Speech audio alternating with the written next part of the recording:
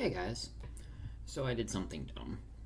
I participated in this contest, I recorded the contest, and I forgot to record it with me sharing the screen, making it kind of unhelpful.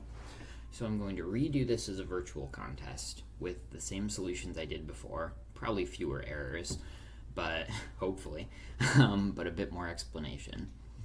FYI, I was unable to finish question 4, so I had a solution that solves it but is a little bit too slow. So I'm going to develop and explain that solution and why I got stuck. Okay, wish me luck. Hopefully I do better doing the exact same problems again. We'll see. I'm in. Okay. Dun dun dun dun.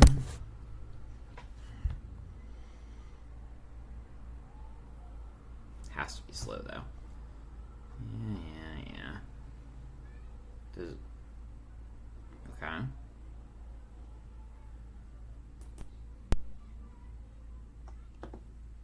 Oh man, I hope it doesn't keep my old solutions. Let's see. I assume it's not set up for people to do virtual contests after they've done the actual contest. Well, shoot. Okay. I guess I will just explain my solutions. So, we have a bank account balance of $100. I'm given purchase amount. Basically, the purchase amount is rounded to the nearest multiple of 10. So I round it to the nearest 10, subtract that from my original 100, and return what I have left. The input here I assume is always valid.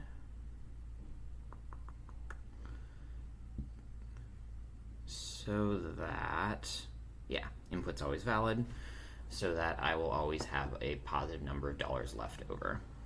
So, my thinking here is I don't actually know how to round to the nearest multiple of 10 in Ruby, but I do know how to round to the nearest number.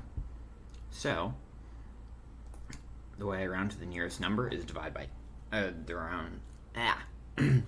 dot round will round to the nearest number. So, if I have something like 5, well 5 is a bad example, something like 4, and I want to round it to the nearest multiple of 10, I'm first going to multiply by 1.0 to turn it into a float, then divide by 10. This will get me 0.4.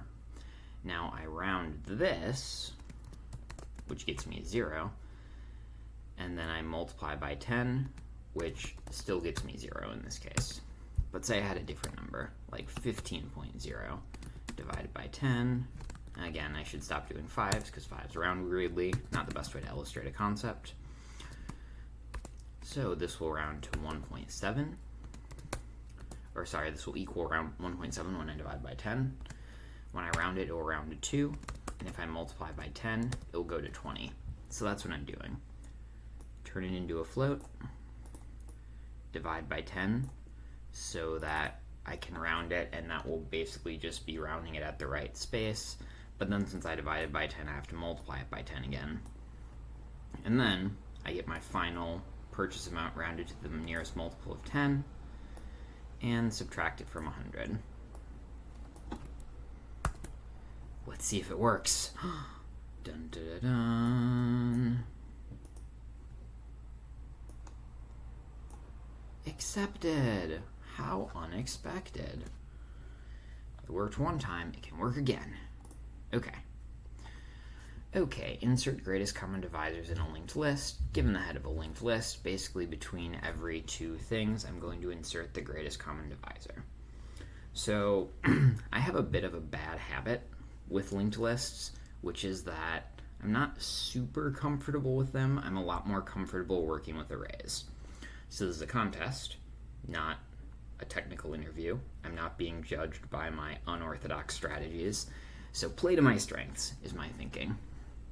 So basically, what I'm going to do here is first turn it into an array.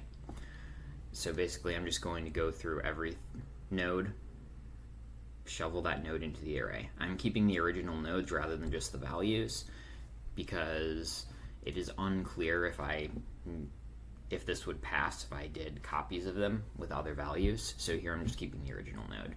So it shovels in head, then it will next and shovel in the next thing, next, shovel in the next thing, next, shovel in the next thing. Eventually it runs out of list, so there is nothing left to put in R. Okay, so now I have all of the nodes organized into an array. Not sure I needed to do this, but that's fine. It's easier for me to think about this way, even though, again, probably unnecessary. So now I want to iterate through every pair of nodes. So there's a built-in way to do this, but I can't remember what it is, especially during a contest. So basically, I'm just going to start at 1, and I don't like doing r.length minus 1. Something about it bugs me. So instead, I start at 1 and just do the previous node and the current node. So left node is the starting one, that's r minus 1. Right node is the next one, that's ri. I create a new node that's going to go between them. So the value of this node is going to be the greatest common divisor of the value of the left node and the value of the right node. Greatest common divisor is a built-in function, GCD, so that's handy. And then the next of this node is going to be the right node, right, because it's going between them. Now this node is great, it points to the right place, it has the right value, but left node is still pointing to right node. So I just need to change left node so that left node.next instead goes to new node. I've done this for every pair, it is good to go, and I can just return the first node, head, which is going to be R0. Basically, I could get past an empty list, but neither of these loops would execute, and then R0 would be nil, which is what I want. Nope, I take it back, there's always at least one node. Okay. Okay, let's see. If I submit, is it still going to work?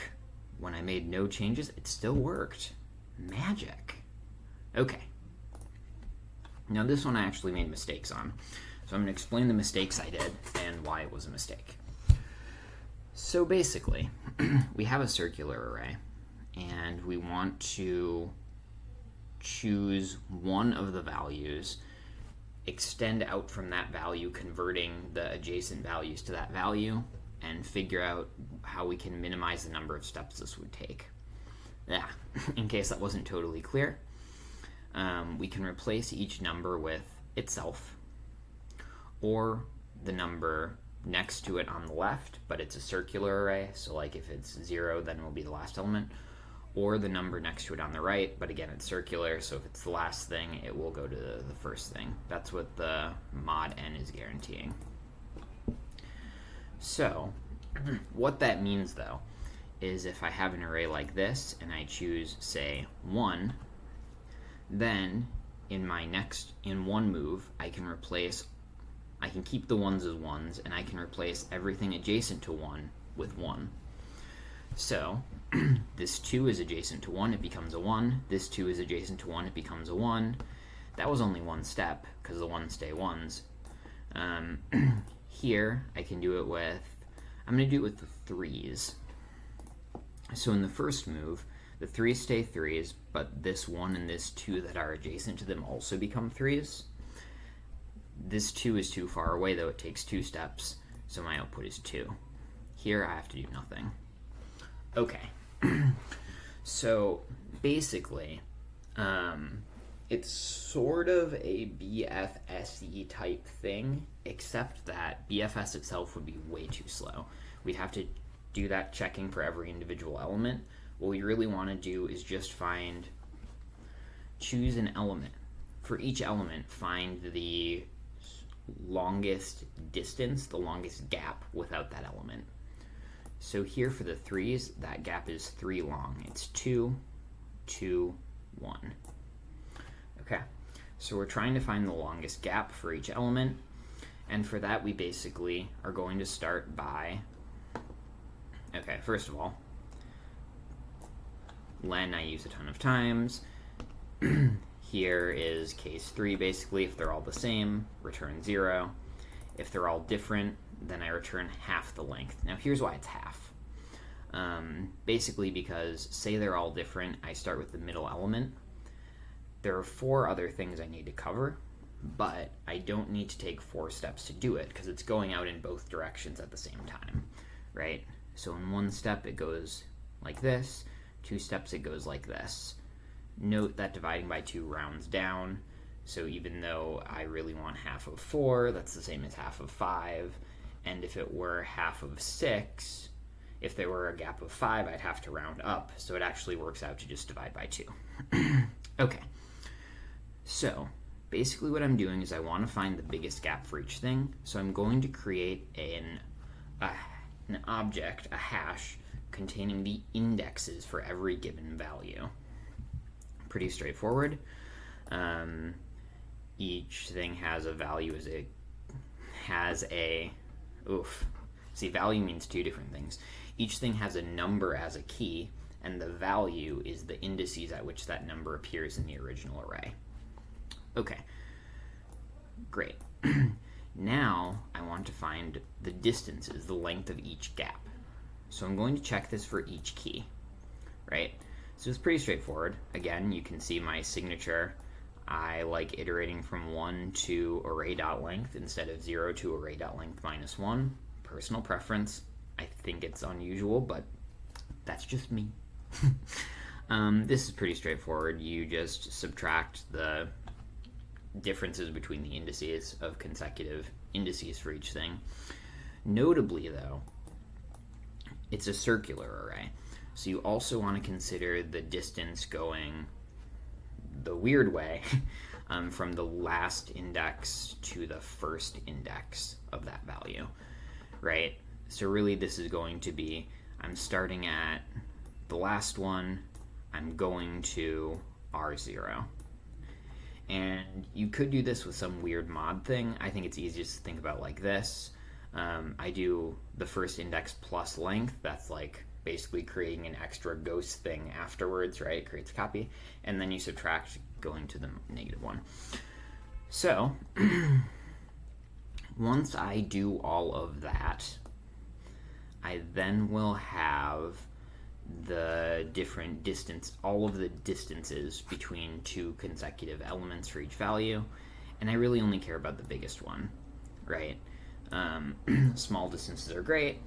What's going to determine how long this function takes is the biggest gap, so I make the biggest gap for each number. Now notably, there are different numbers I can choose, right? In this one, I could choose 1, 2, or 3. That's a terrible example because all of them are 2, but pretend it makes a difference which one I choose. That's why these are bad test cases. That's part of why I got errors, because I didn't realize that with running the example tests. It passed the example tests the old way I did it. But basically I want to look at the different numbers. I found the biggest gap for each number.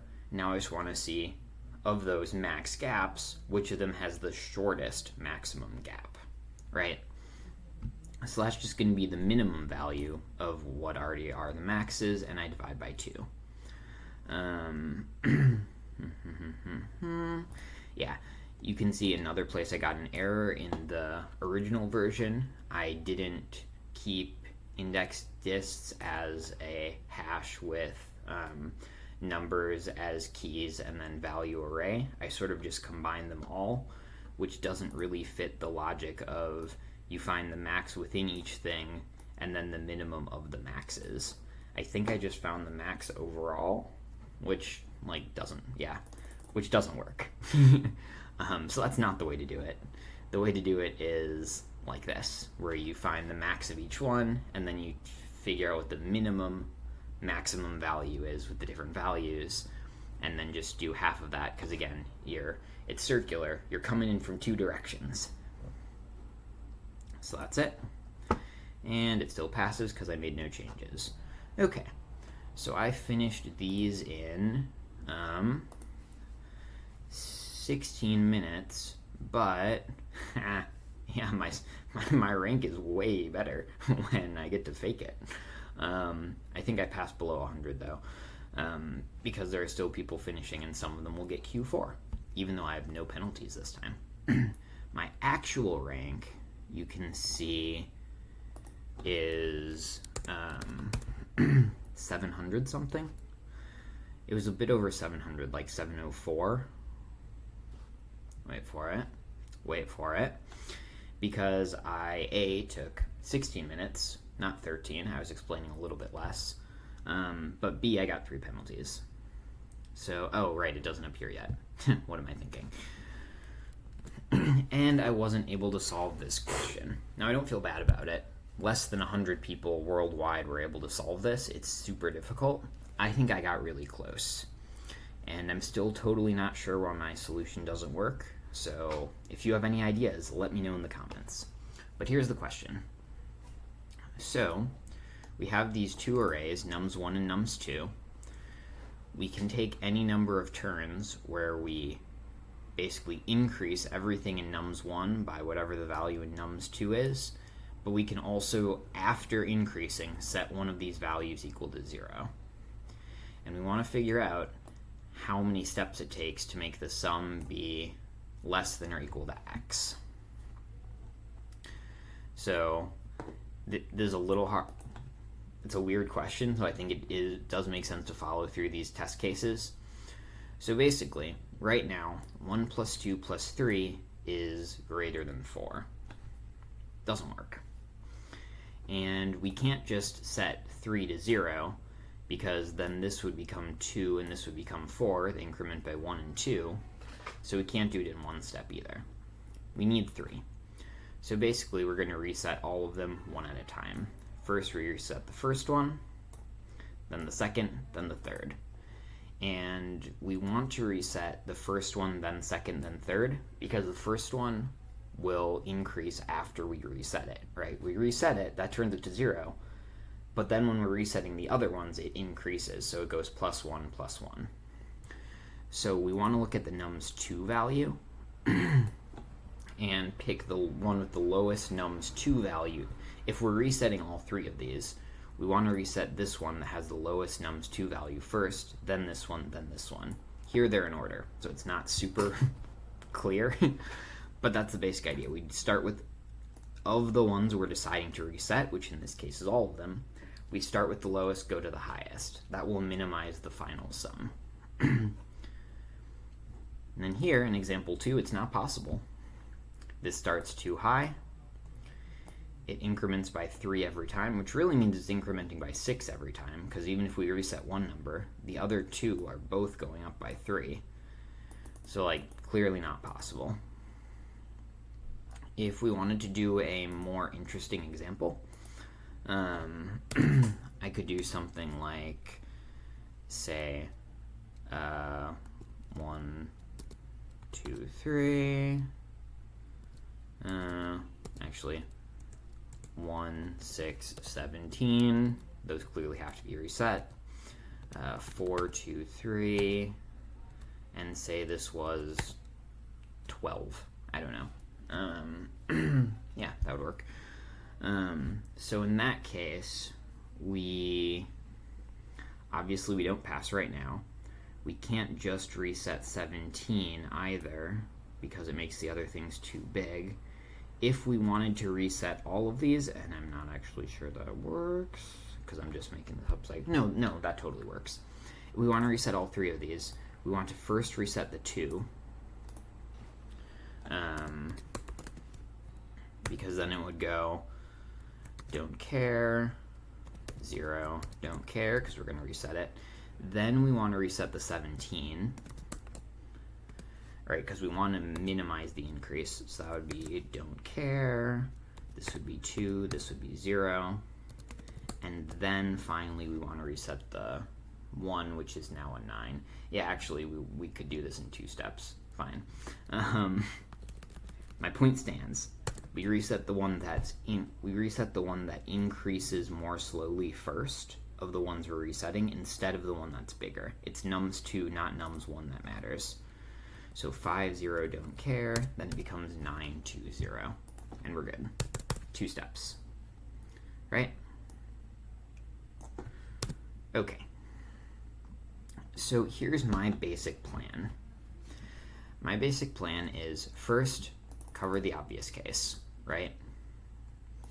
Second, I'm going to use helper functions. So again, this is a weird personal style. When I use helper functions, I don't like passing in a ton of variables to them each time. I just like making class variables that I can then pull directly from each time. The code seems cleaner to me that way. So I'm just finding the length, but then setting these arrays so that they'll be accessible in my helper functions without me passing them in.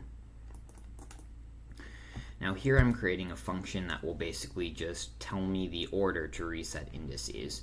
So like what we were talking about, it would say 1, 2, 0. If I'm resetting them, I'd first reset 1, then 2, then 0. That will minimize the sum of the ones that I reset. Okay.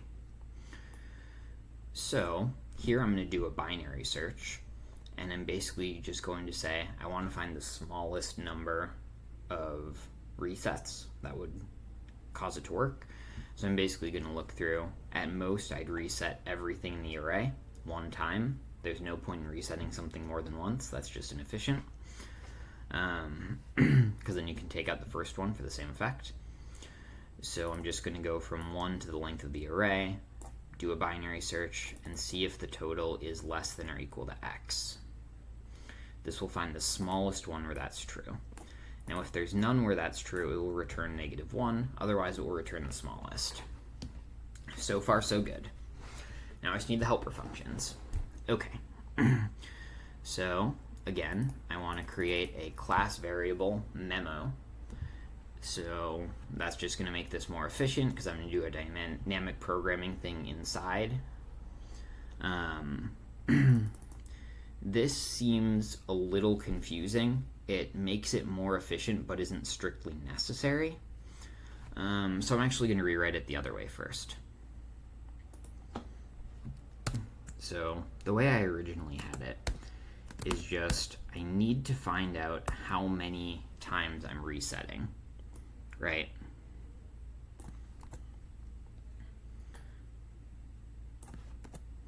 And this should be IDX. I'll explain this in a minute, sorry. I just want it to actually be correct and hopefully run. Okay. So I have a memo, I have the number of times I'm resetting, and that's important because each time I reset, the things that don't get reset increase that number of times. So I'm just going to find the change starting at index 0 and with k that I'm going to reset, that I'm going to change.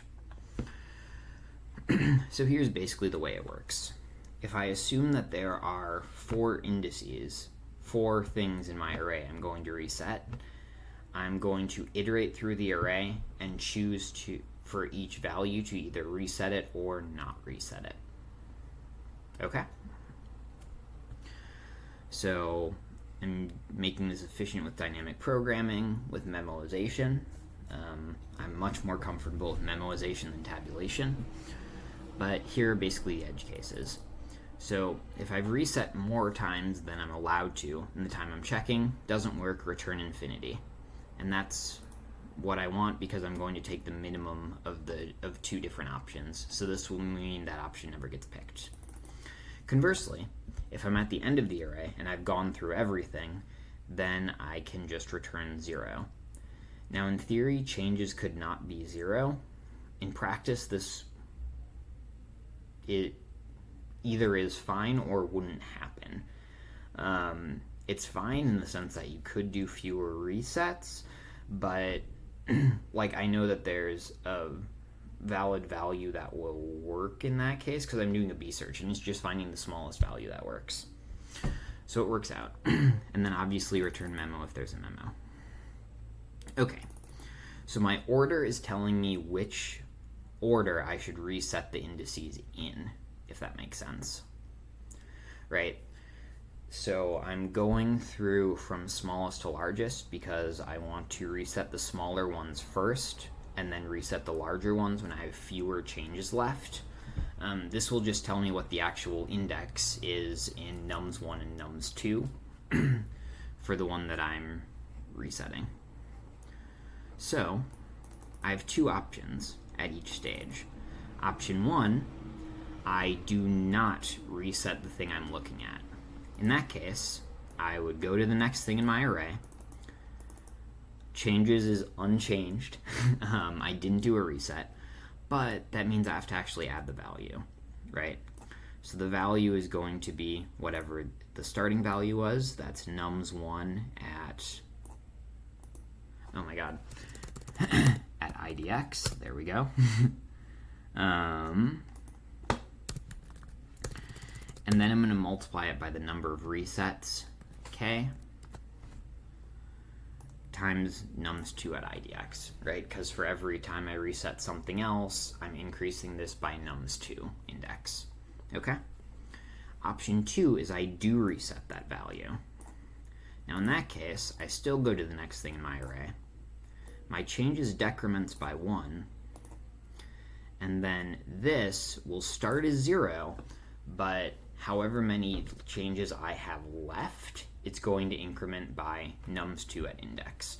So for example, if I have 3 resets, I reset this one thing, that means there are 2 other resets later. So right now it's 0, but there are 2 more times I reset something else. Each of those times it will increase by nums2 at index.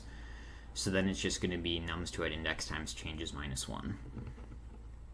And then I will, of course, memoize it, find the minimum of those 2 options, memoize it, return.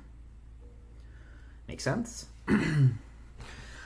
Again, I'm just going through, I'm saying that I have k values I'm going to reset, and then I'm going through and picking what is the most efficient k values to reset and what is the total when I reset them. Okay. So, I made it slightly more efficient by doing this sum code, which is basically, this is something that I'm going to calculate multiple times for the same index.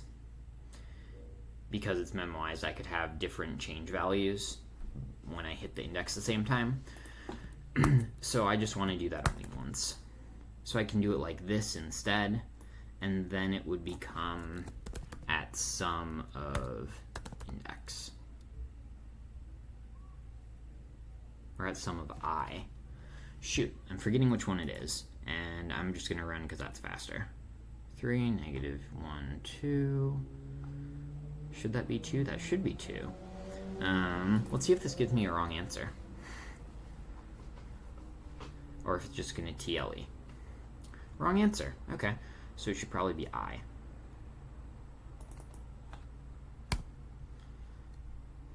Right, because the sum value is directly computing with the index I. Now it's going to give me the correct answer, but TLE. Yep. Time limit exceeded. Ooh, with a given input.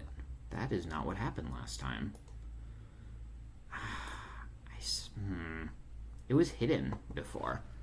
I swear they're giving me more information because this isn't a real contest anymore. Huh. Okay. So here's why I think this should have worked and why I'm confused about how it didn't. Let's talk complexity. So this doesn't matter. It's O of n, O of n, O of 1, O of n log n, I guess. Doesn't matter. What matters is here. So bsearch by itself is n log n. This is easy. Now change, basically, it's creating a two-dimensional array. So k could be up to length. Length is, of course, length. So that's going to be n squared. It's memoized, so I do catch repeats. If I take this out, I'm sure I will fail on a lowercase than 38, 9, 10. Really what I want is length, though.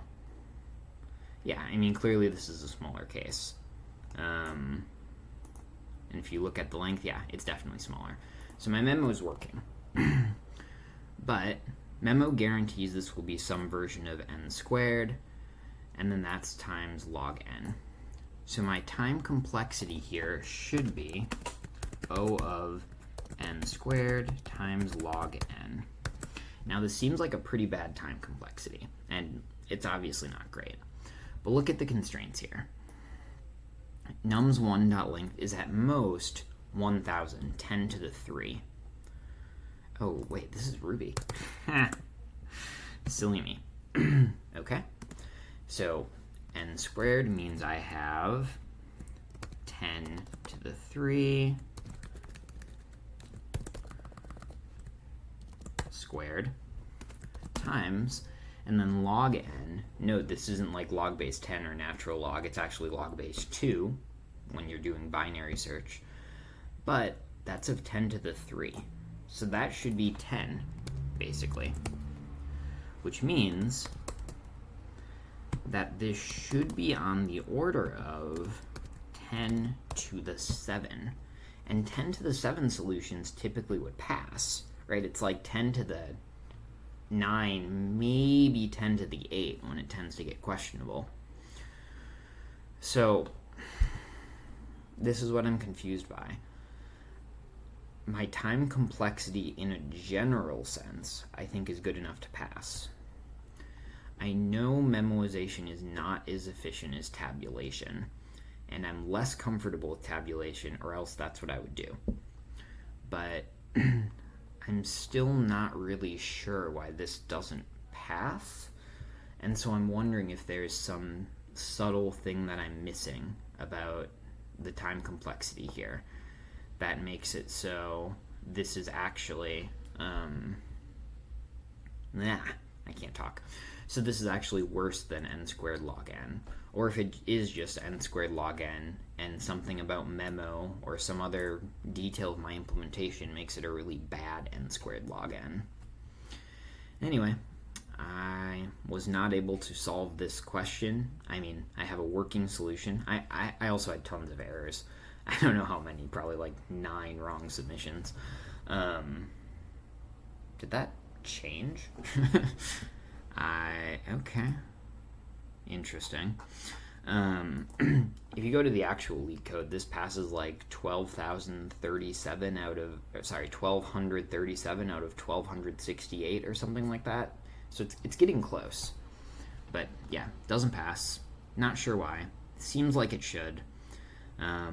I could make it better with tabulation if I were a better programmer. I'm still not sure if it would pass then. But this was a really difficult contest. There were fewer than 100 people worldwide who were able to get all 4 questions. So I only actually got 3. See, now my rank's going to be lower. My final rank was, I think, 704.